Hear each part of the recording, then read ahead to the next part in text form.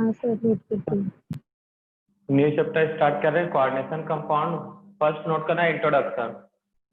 Introduction में 2 बातें note करना।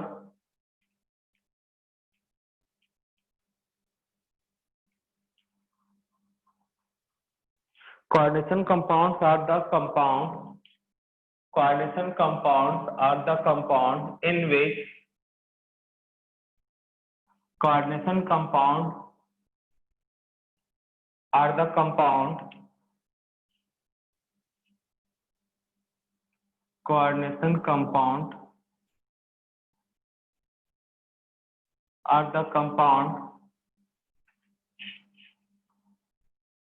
Are the compound in which central atom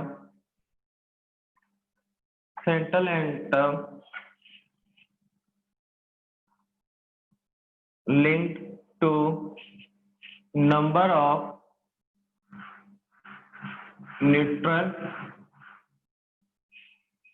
or ions, number of neutral or ions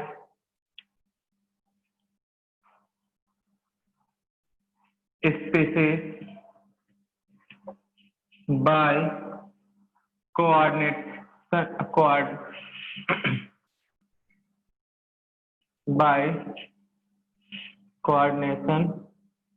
या फिर बोल सकते हैं coordinative bond.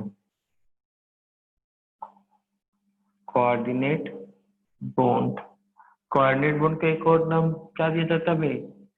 Dative bond. linked to number of neutral or ion species by coordinate bond or dative bond. Coordinate bond or dative bond. Example: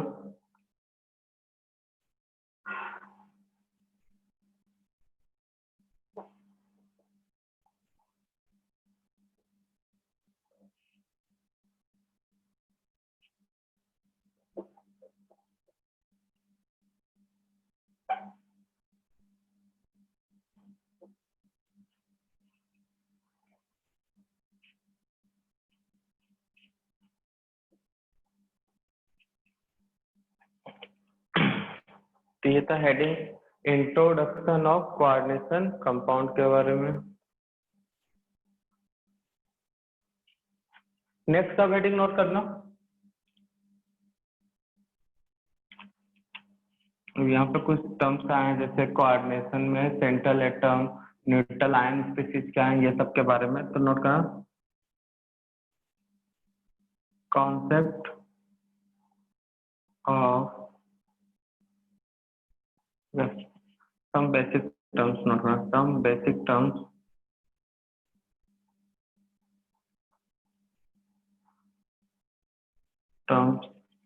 in coordination chemistry.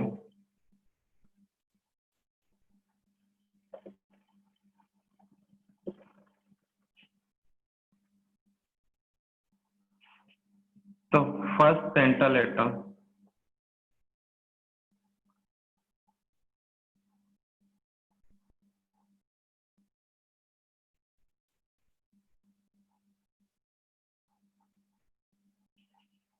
जिसको मैं short में CA बोलूंगा।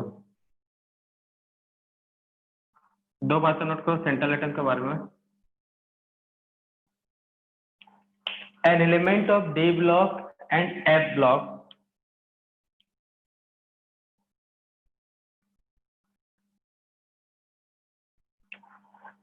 an element of D block and F block which is participate in the formation of coordination compound. An element of D block and F block which is participate in the formation of coordination compound is called central atom. Is called central atom. तो D block element का D block element कहाँ से start होता है, कौन से group से? तो participate An element of D block and F block which is participate in the formation of coordination compound is called central atom.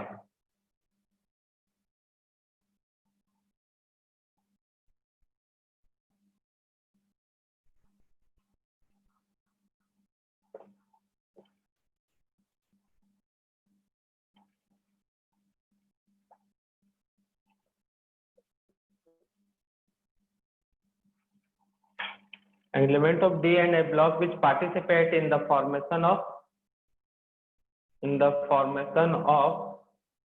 coordination compound is called central atom. तो कौन से ग्रुप से स्टार्ट होता है भैया D block? Third. Valence से electron पता होना चाहिए। इनके वैलेंस सेल में कौन कौन से सेल आते हैं बताओ? आउटर सेल के साथ एक सेल और आता है जिसे क्या बोलते हैं? Penultimate shell.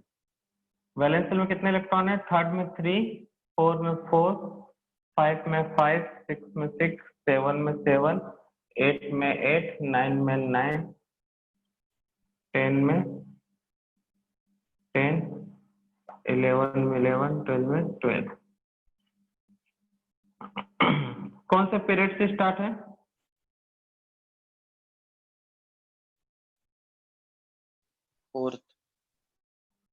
Fourth, very good. Fourth period में पहले तो हॉरिजॉन्टली याद रखोगे, scandium, titanium, vanadium,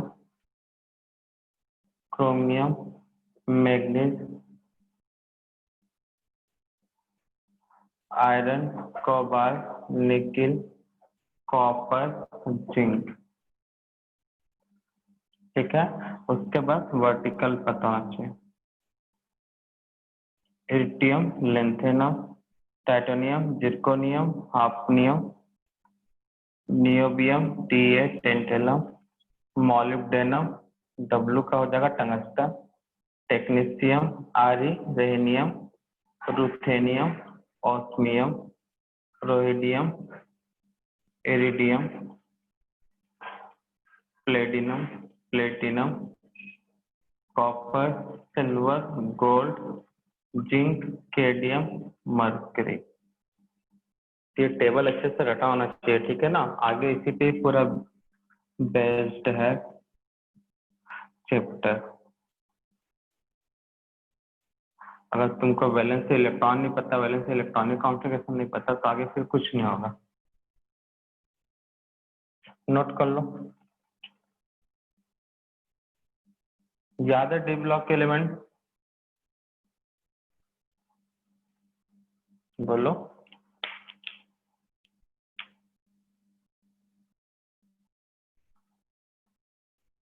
yes sir.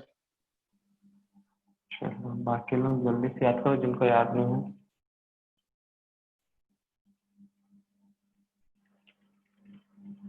अच्छा, थर्ड वाले को कौन सा सीरीज बोलते हैं? 3D series. फोर्थ वाले पीरियड को 3D सीरीज, फिफ्थ वाले पीरियड को 4D सीरीज एंड सिक्स्थ वाले पीरियड को 5D सीरीज। याद रखो। क्यों ऐसा नाम दिया गया भाई? इलेक्ट्रॉन डी सबशेल में। Very good. यहाँ पे जो लास्ट इलेक्ट्रॉन है वो डी पेनल्टीमेट 3D सबशेल में जाते हैं, यहाँ पे पेनल्टीमेट 4D सबशेल में जाता है और यहाँ पे पेनल्टीमेट 5D सबशेल में जाता है। तो इनमें से कुछ भी हो सकता है सेंट्रल एटम। और ए ब्लॉक में एक्टेनाइड्स बनाते हैं, आपको प्रीवियस लेक्चर में पता ही है। एक्टेनाइड्स में ए ब्लॉक के एलिमेंट में एक्टेनाइड्स जो होते हैं उनमें एबिलिटी होता है फॉर्मेशन का, क्या फॉर्मेशन का? कोऑर्डिनेशन टाइप के, मतलब कॉम्प्लेक्स कंपाउंड टाइप।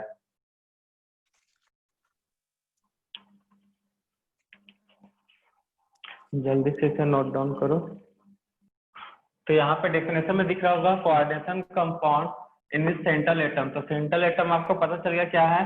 उसका क्या बोला है? सेंट्रल एटम किससे लिंक है? न्यूट्रल और आयन। वो जो स्पीसीज है इन्हीं स्पीसीज को यहाँ पे बोला जा रहा है लिगेंड। तो नोट करना। सर एक और बार बताओ क्या बोले? क्या बोले एक बार और?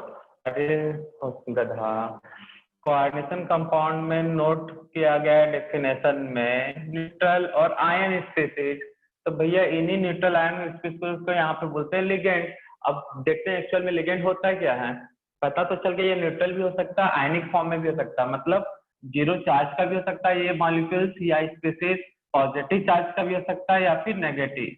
न्यूट्रल मतलब जीरो चार्ज, पॉजिटिव और नेगेटिव मतलब कैसा, आयनिक फॉर्म में। तो एक्चुअल में लिगेंड होता है क्या, तो उसके बारे में दो बातें नोट करो।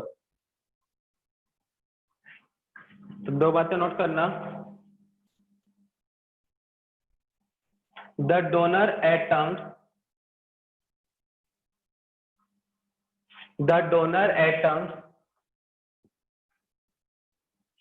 the donor's atom, comma molecules,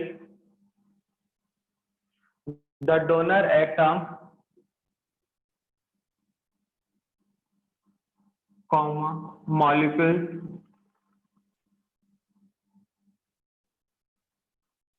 and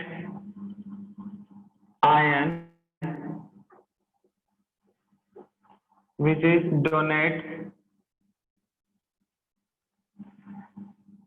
pair of an electron, pair of an electron, the donor atom, comma molecules and an ion which is donate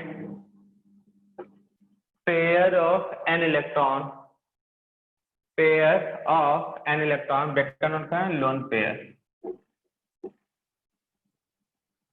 pair of an electron, bracket note का है lone pair, and form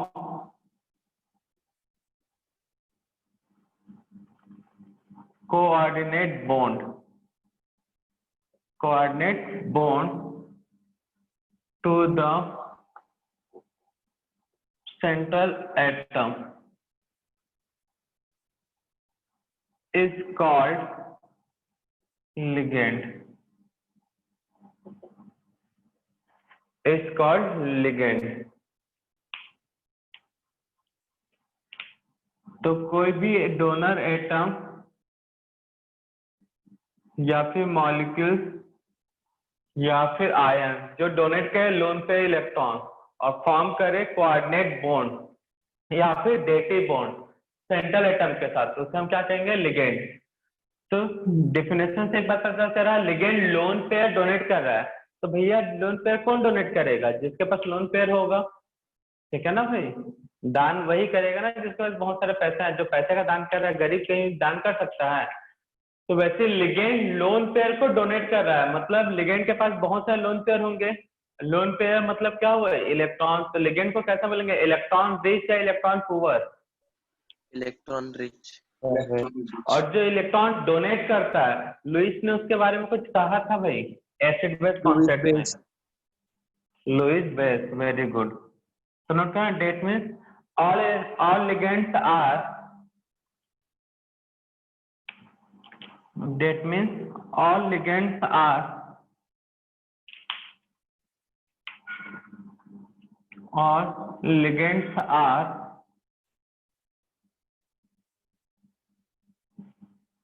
electron rich compound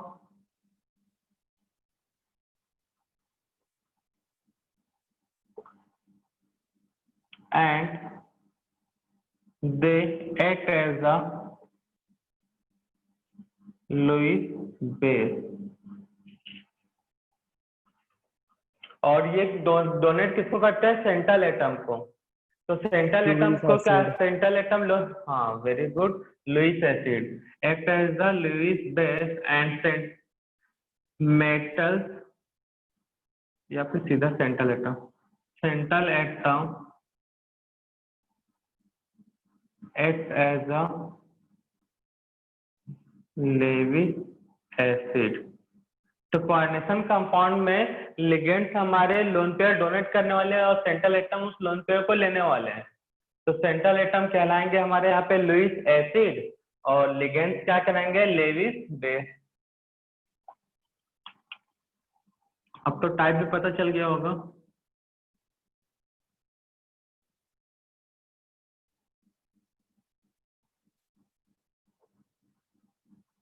क्या होता है ये कितने types हो सकता है लिगेंड्स के बताओ? दो टाइप है सर। 2 या फिर 3 बोला डिपेंड, जाए। हाँ, अगर एक बोल सर सकते वो हैं आयन डिपेंड फॉर्म करता है है एक नंबर ऑफ निकल फॉर्म। इलेक्ट्रॉन्स पर। नंबर ऑफ इलेक्ट्रॉन्स पर डोनेट सही करते हैं, उससे कितने डोनेट करता है एटम को। वो तो ठीक है, वो भी है, नंबर ऑफ लोन पेयर पे भी डिपेंड करता है। या फिर अगर देखा जाए चार्ज के बेसिस पे तो कितने टाइप के होंगे? एक Three कैटेगरी types. बनाते हैं on the basis of charge. 3 types. On the, हाँ, बेसिस ऑफ चार्ज। तो चार्ज के बेसिस पे 3 टाइप के हो सकते हैं, कौन कौन से? Neutral, positive, negative.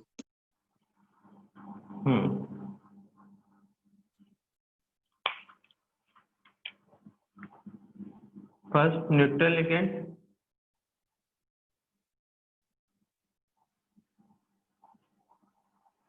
Second positive charge ligand,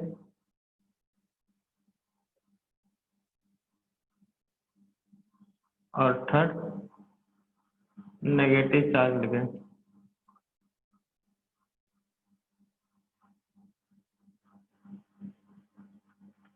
note कर लो।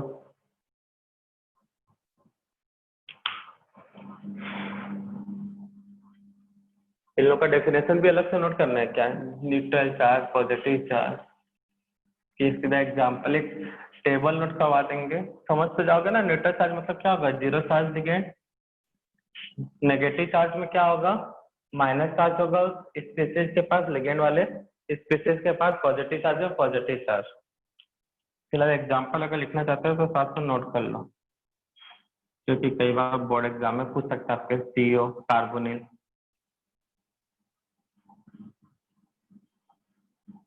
ठीक है, NH3 अमीन,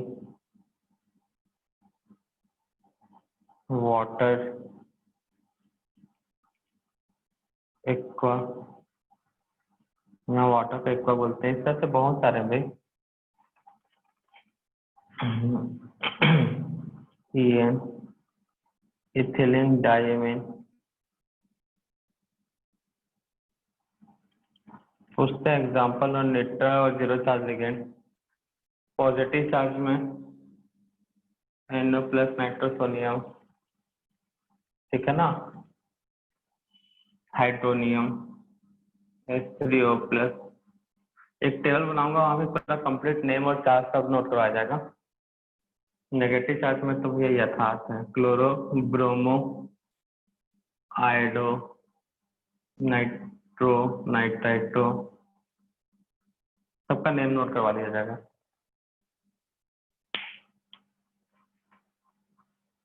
तो टाइप्स ऑफ लिगेंड किसके बेसिस पे? On the basis of charge.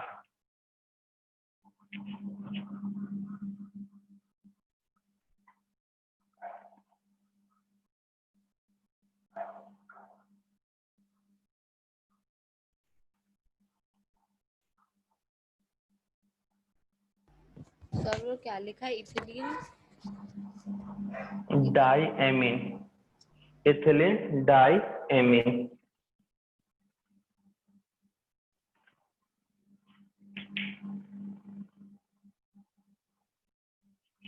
Second है on the basis of number of lone pair. इसके अंदर 2 टाइप का होगा, नहीं तो बनाने जाओगे तो बहुत टाइप हो जाएंगे। पहला मोनोडेंटेड, एक एक करके डिस्कस कर लेते हैं। सर और एम्बिडेंटेड लिगेंड्स क्या होते हैं? बताएंगे, वो अलग कैटेगरी है। मोनोडेंटेड लिगेंड किसमें नोट करना? 2 बातें। This type ligand donate only 1 loan pair electron. Monodentate में नोट करना, दिस टाइप लिगेंड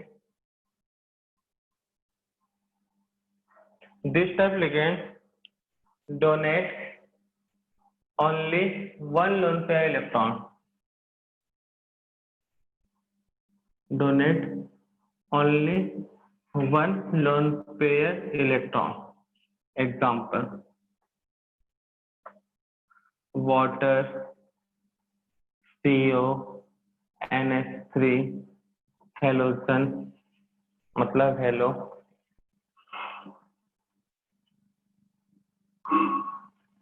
टीटीसी कर लो। Second, polydentate ligand. तो नाम से पता चल गया होगा कितने टाइप, कितने लोन पेयर दे सकते हैं भाई? Number of lone More than sir more than two और more than two lone pair. This type ligand donate two और more than two lone pair electron. This type ligand donate two और more than two lone pair electron. Example EN ethylene diamine, पूरा सब complete name note कराया जाएगा इकट्ठे, ठीक है ना? ऑक्सोलेटो,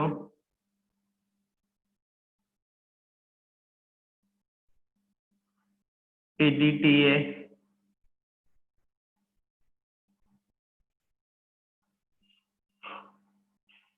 सर वो बहुत ऑक्सोलाइट, सारे हैं भाई। सर वो क्या है, सेकंड एग्जांपल क्या था? ऑक्सोलेटो, ऑक्सोलेटो,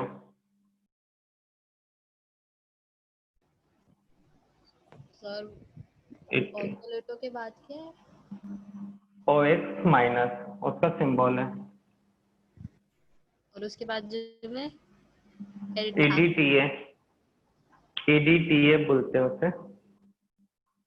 पूछता है इसके बारे में 1 मार्क्स का question, right the structure of EDTA, ऐसा करके कुछ न, कितने डेंटेड है ये भी पूछता है EDTA, how many lone pair donate EDTA ligand, ये सब, ठीक है ना? तो पूरा डिटेल बताया जाएगा लिगेंड के बारे में, टेबल नोट करवाया जाएगा।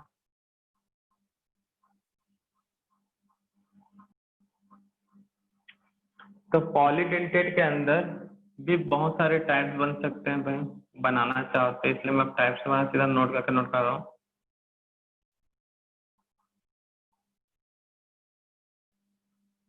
तो जो पॉलीडेंटेट है उनके अंदर भी बहुत सारे टाइप्स बन सकते हैं। 2 बार डोनेट किया तो क्या बोलेंगे उसे? didentate, डाइडेंटेड। उसके बाद 3 बार डोनेट किया तो ट्राइडेंटेड। यहाँ पे लेकिन डाई नहीं बोलते हैं, यहाँ पे बाइडेंटेड बोलते हैं। बाइडेंटेड 2 बार के लिए ट्राइडेंटेड या टर्डेंटेड भी बोलते हैं इसे। टेट्राडेंटेड और hexadentate. Very good. Bi di tri tetra,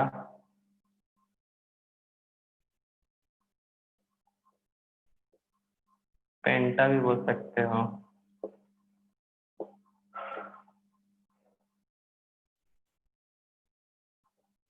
hexadentate. तो नाम से पता चल रहा है कितने लोन पे डोनेट करेगा? 2 डोनेट 2 लोन पेयर। ये कितना करेगा? 3 donate 3 loan pair. Donate 4 loan pair. Donate 5 loan pair. Donate 6 lone pair. Sir फिर इसका 7th इसका भी आ सकता है ना, आ हेप्टाडेंटेड। सकता है। जनरली इन्हीं में से ही रहते हैं। हेक्साडेंटेड का एग्जांपल अभी है नहीं, नोट कर लो। तो चार्ज के बेसिस पे neutral, positive charge, zero charge, sorry positive charge, negative charge and zero charge, और नंबर ऑफ लोन पेयर के बेसिस पे मोनोडेंटेड, पॉलीडेंटेड।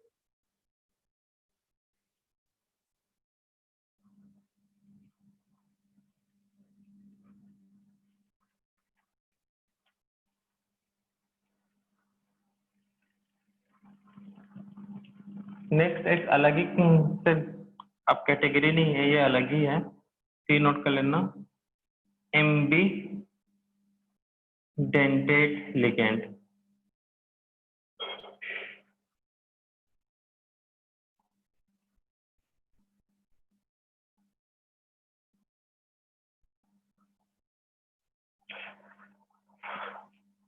इसमें नोट करना दो बातें।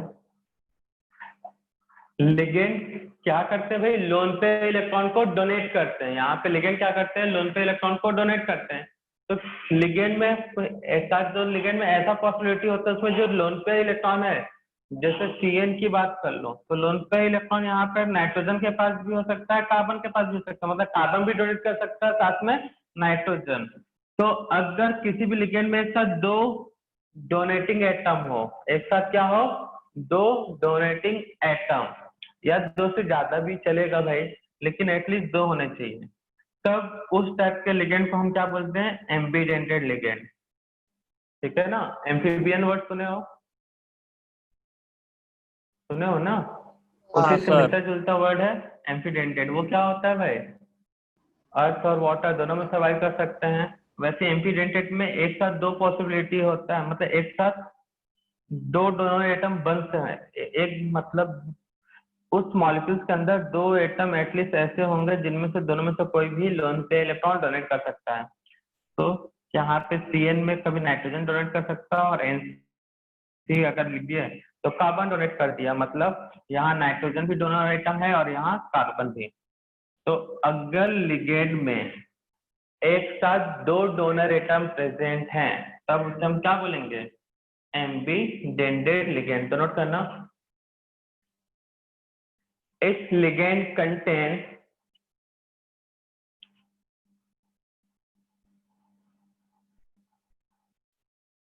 its ligand contain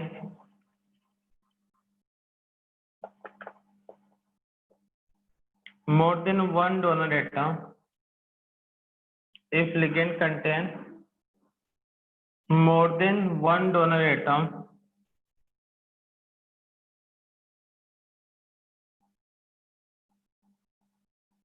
if ligand contain more than one donor atom,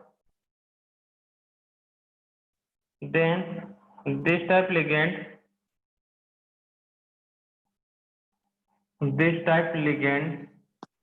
are known as फलाना। Note कर लो भाई, if ligand contain more than one donor atom, then this type ligand are known as फलाना। Sir क्या? Example, अरे एम्बीडेंटेड ligand पागल, ओ, इस फलाने का नाम क्या है, फलाना ही लिख दिए थे क्या? सर लिखा कुछ नहीं था, मैं बस ऐसे क्या बोले आपने वो जानना चाहता था। हाँ, मजाक कर रहे थे। Ambidentate ligand are known as ambidentate ligand. Example के लिए तो जगह ही नहीं बचा भाई, नोट कर लो CN। अच्छा नहीं, ये होमवर्क दे देते हैं, तुम लोग खुद बताओगे, हटा रहे सर CN।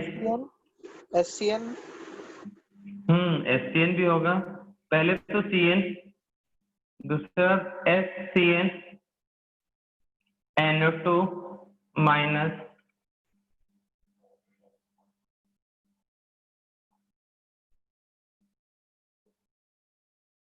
ये सब एम्बीडेंट लिगेंड। तो ये था भैया लिगेंड का राम कहानी। क्लियर है सभी को? हाँ sir.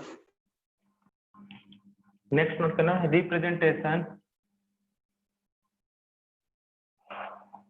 Representation of coordination compound.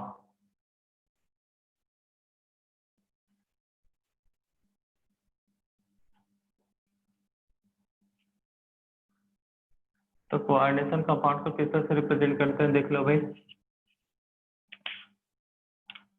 तो कोऑर्डिनेशन कंपाउंड में ब्रैकेट होगा एक, ठीक है, जिसके अंदर सेंट्रल एटम मतलब मेटल होगा, और लिगेंड के लिए एलन, ठीक है ना, वो कितने टाइम्स लिख सकते हैं, x टाइम्स, और यहाँ पे ऊपर में क्या, इधर लेफ्ट राइट a और b, तीसरे से रिप्रेजेंट करते हैं। तो यहाँ पे जो ये m है वो रिप्रेजेंट करता है सेंट्रल एटम को,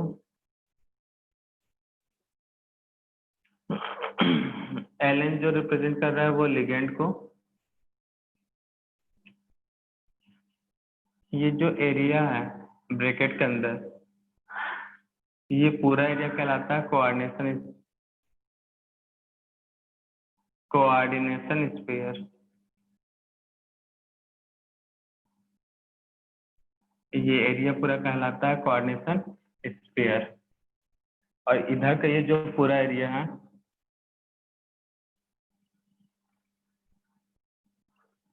ए और बी, उसको बोला जाता है आयोनिक स्फीयर।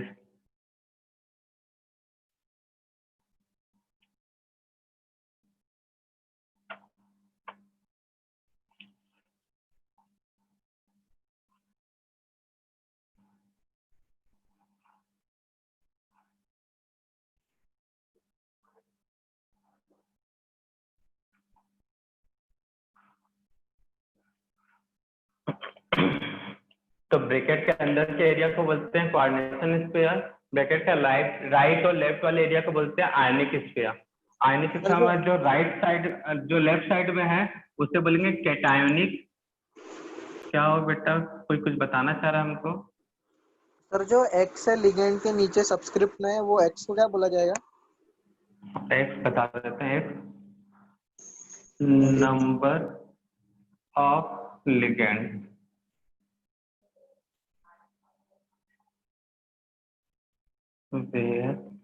एक्स है नंबर ऑफ लिगेंड, ठीक है ना, एंड वैल्यू है of x 1 2 3 4 and so on.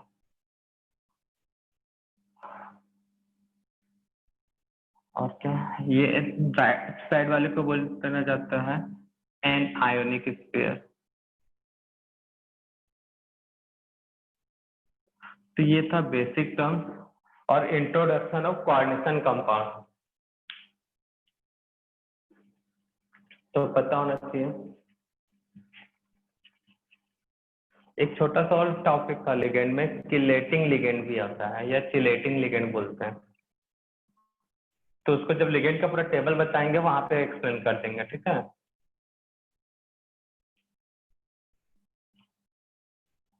तो representation of coordination compound clear याद रखना, ब्रैकेट के अंदर के एरिया को कोऑर्डिनेशन स्फीयर, राइट और लेफ्ट साइड वाले को, राइट साइड वाले को कैटायनिक और एनायनिक हैं, दोनों पार्ट किसके, आयनिक स्फीयर के।